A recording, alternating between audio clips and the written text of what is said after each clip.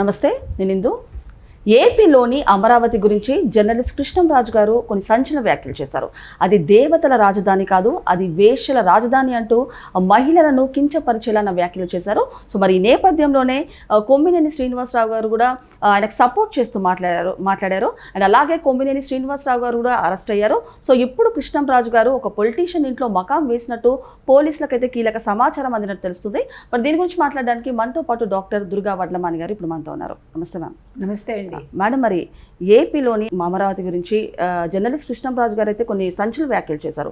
అంటే అది దేవతల రాజధాని కాదు, అది వేశ్యల రాజధాని అంటూ కూడా మహిళలను కించపరచాలన్న వ్యాఖ్యలు చేశారు. సో ఇప్పుడు ఆయన చూస్తే ఆయన ఆచూకీ కూడా ఒక పొలిటీషియన్ ఇంట్లో మకాం వేసినట్టు కూడా పోలీసులకు కీలక సమాచారం అందినట్టు తెలుస్తుంది. ఏ విధంగా చూడొచ్చు మేడం దీన్ని? నిన్న ఒక వీడియో రిలీజ్ చేశారండి ఆయన.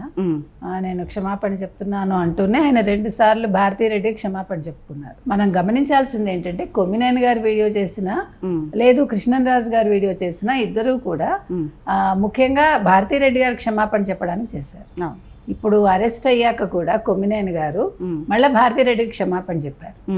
అంతే తప్ప అమరావతి మహిళలకి ఆయన క్షమాపణ చెప్పాను. మీరు గమనించండి అది.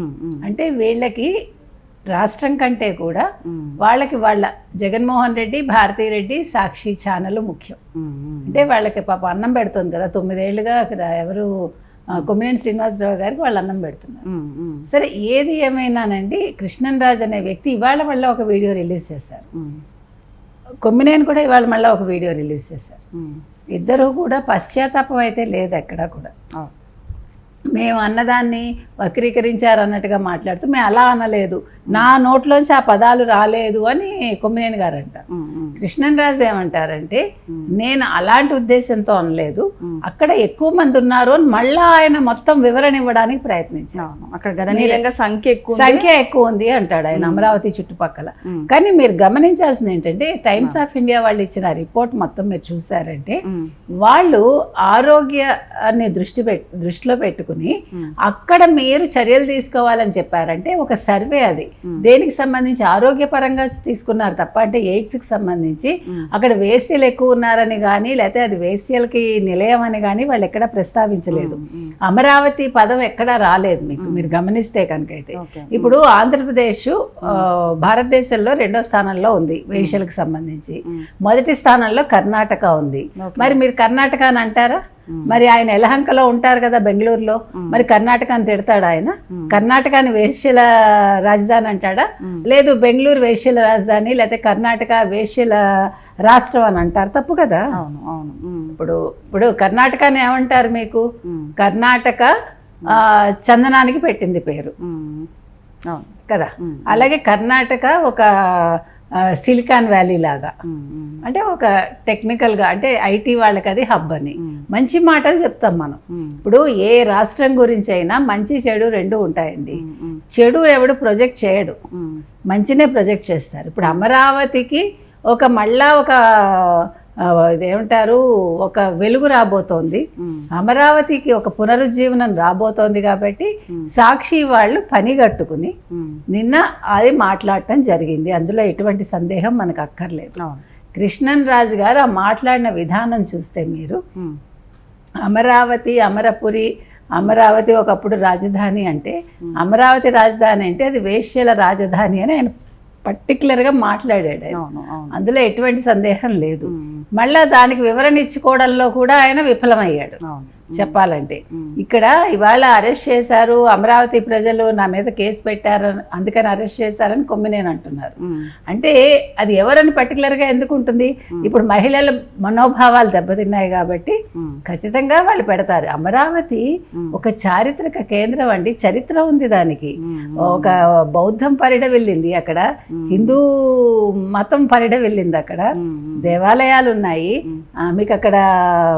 ఇది జరిగింది ఏంటి, బౌద్ధానికి సంబంధించి అక్కడ దాన్ని ఏమంటారు, అక్కడ ఒక కూటమిలాగా జరిగింది అప్పట్లో. అది నేను మర్చిపోయా పదం ఇప్పుడు. కానీ అంటే చరిత్రలో నిలిచిపోయే సంఘటనలు అమరావతిలో ఉన్నాయి. ధాన్యకటకం రాజధానిగా శాతవాహనులు పరిపాలించారు. అది అంత పెద్ద చరిత్ర ఉంది దానికి. అది మామూలు ఊరు కాదండి, అది మామూలు ప్రాంతం కాదు. మనకి దానికి ఒక చరిత్ర, సంస్కృతి, సంపద అన్నీ ఉన్నాయి. అటువంటి దాన్ని పట్టుకుని వేసీల నిలయం అనడం ఎంతవరకు సబబు? ఇవాళ కలకత్తాలో రెడ్ లైట్ ఏరియా ఉంది, ఇవాళ ముంబైలో రెడ్ లైట్ ఏరియా ఉంది. మనం ముంబైని రెడ్ లైట్ ఏరియా అంటామండి? దాన్ని ఏమంటాం మనం? ముంబైని ఒక పారిశ్రామిక నగరం అంటాం. కలకత్తా అనగానే మనకేం గుర్తుకొస్తుందండి? విశ్వకవి రవీంద్రనాథ్ ఠాగూర్ గుర్తుకొస్తారు మనకి బెంగాలీ సాహిత్యం గుర్తుకొస్తుంది. బెంగాలీ సాహిత్యం, బెంగాలీల ప్రభావం మీకు 70 నుంచి 60 నుంచి ఎంతలా ఉందంటే తెలుగు సాహిత్యం మీద, తెలుగు కవుల మీద బెంగాలీస్ లాగా వీళ్ళు ఒక జుబ్బా వేసుకుని, వాళ్ళు ఒక కలం పట్టుకుని, వాళ్ళు జులపాలు పెంచుకుని వాళ్ళు అలా ఉండేవాళ్ళు. అంత బాగా ప్రభావం ఉండేది ఆ సాహిత్యం. మీకు శరత్ నవల్స్ అన్నీ కూడా తెలుగులోకి అనువదించబడ్డాయి. కొడవటిగంటి కుటుంబరావు గారు చేశారు, మహామహులందరూ చేశారు. కాబట్టి ఒక ప్రాంతం అనగానే ఒక మంచి విషయం గుర్తు రావాలి. ఒక తమిళనాడు అనగానే మనకి ఒక సంస్కృతి వారసత్వం గుర్తుకొస్తుంది.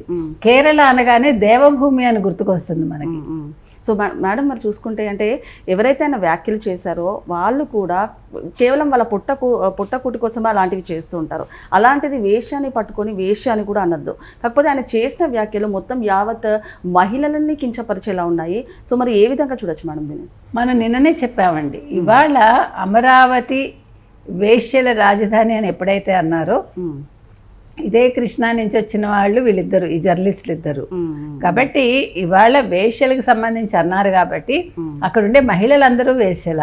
ఇప్పుడు ప్రజలు అడుగుతున్నది, ఇప్పుడు మీరు ఎస్సీలు కూడా ఉన్నారు, అక్కడ ఎస్సీలు ఎక్కువ శాతం ఉన్నారు, ఎస్టీలు ఉన్నారు, బీసీలు ఉన్నారు, ఓసీలు ఉన్నారు, మైనార్టీలు ఉంటారు. అంటే ప్రతి మహిళ వేశ్య కిందకు వస్తుంది. వాళ్ళు అడుగుతున్నది అది. ఇవాళ వాళ్ళందరూ కూడా తిరగబడి వాళ్ళందరూ ఉద్యమం చేస్తున్నారంటే ఊరికే చేయట్లే. ఇప్పుడు అసలు వేశ్య అనే పదం వాడకూడదు. ఫర్ యువర్ కైండ్ ఇన్ఫర్మేషన్, వాళ్ళని సెక్స్ వర్కర్స్ అనాలి.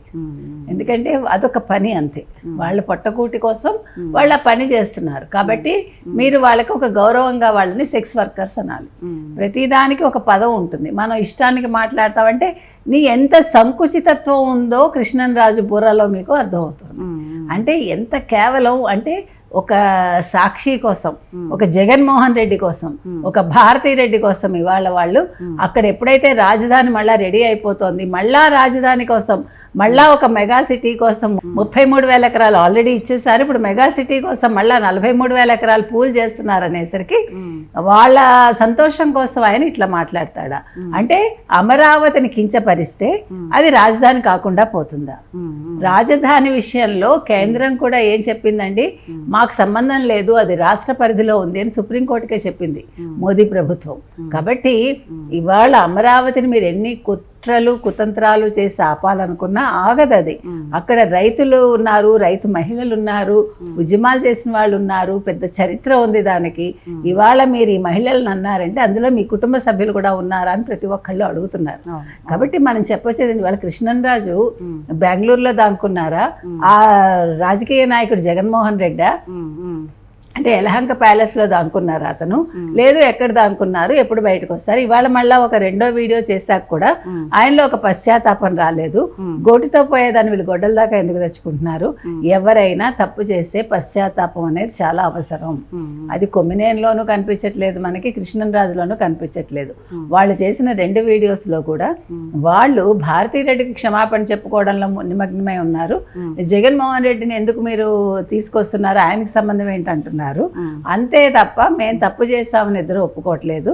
ఒకళ్ళు తప్పు మాట్లాడుతుంటే ఖండించాల్సిన కొమ్మినేని గారు మళ్ళీ మిమ్మల్ని ఏమైనా అంటారేమో అంటూ నవ్వాడు. అవును అవును, మిమ్మల్ని కొడతారేమో అంటూ నవ్వాడు. మీరు ఎందుకు అలాంటివి చేశారు, ఇంకేమైనా క్రియేట్ చేస్తారు అని అన్నాడు. ఆ అండంలో ఒక వ్యంగ్యం కనిపించింది మీకు. లక్ష్మీపార్వతిని అనగానే ఆయనకి ఇట్లా ఆవేశం, ఉక్రోషం, బాధ అన్నీ వచ్చేసి రెచ్చిపోయాడు ఆయన లైవ్ లో. మీరు గమనిస్తే కాల్ కట్ చేశాడు. మరి మీరు కట్ చేయాలిగా, మీరు కృష్ణన్ రాజుని ఆపాలిగా. అదేంటి కృష్ణన్ రాజు గారు మీరు అలా అంటున్నారు, చాలా తప్పు, మహిళల్ని కించపరుస్తున్నారు, మీరు వేశ్యలను వాడకూడదు పదం.